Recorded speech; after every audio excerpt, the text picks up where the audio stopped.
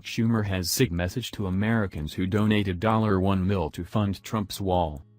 Congress has been in a heated battle all week as the deadline to a government shutdown looms, now just 2 days away. The fate government operations and payroll right before Christmas hinges on whether the two sides can come to a consensus on how or whether or not to fund the $5 billion border wall.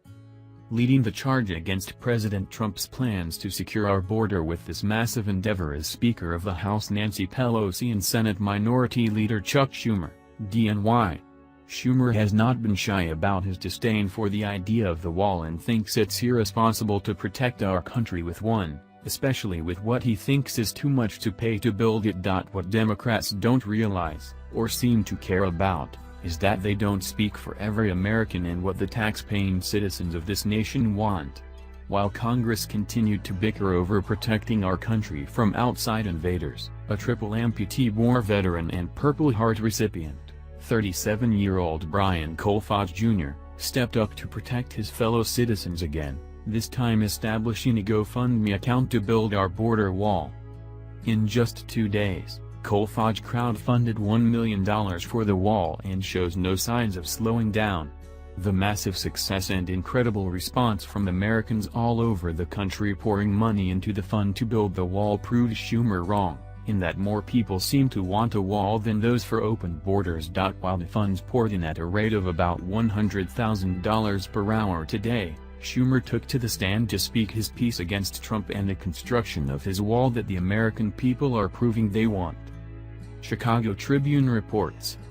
Senate Minority Leader Chuck Schumer of New York said Democrats oppose Trump's border demands because the wall is inefficient and because Trump, as a candidate, promised that Mexico would pay for it, which Mexico has refused to do.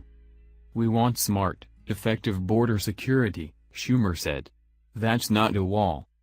The swift pace of movement in Congress came after Trump moved off his demand. Trump has not said that he would sign such a temporary measure, but White House Counselor Kellyanne Conway on Wednesday said he'll take a look at that certainly.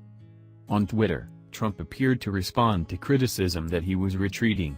He insisted that one way or the other, we will win on the wall.